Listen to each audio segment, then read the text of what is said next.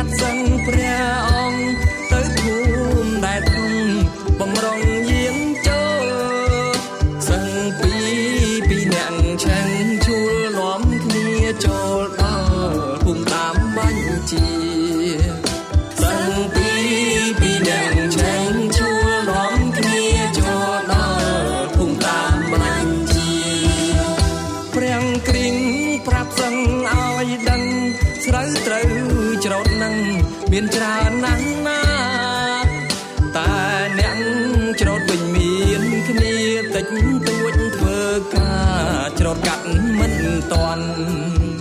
តែអ្នក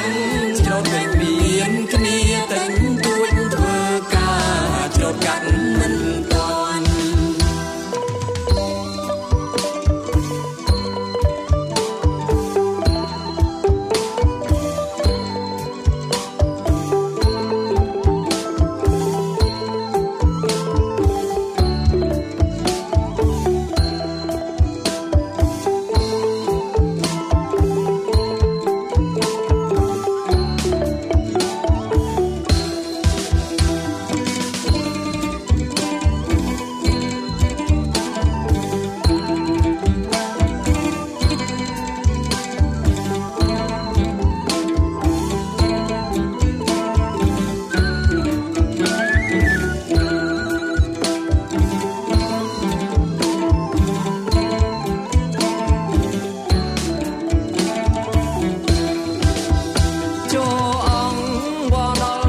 ស្រែ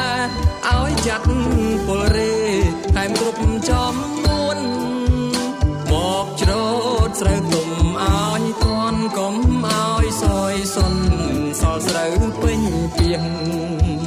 មកច្រូតស្រូវទុំឲ្យធន់កុំឲ្យសយសុនសល់ស្រូវពេញពីង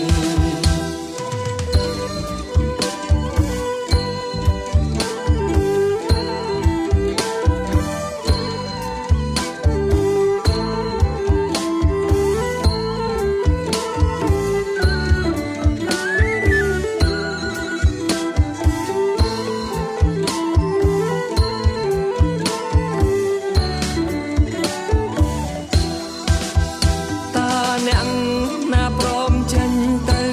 ប្រមូលផលស្រូវថ្វាយព្រះអង្គម្ចាស់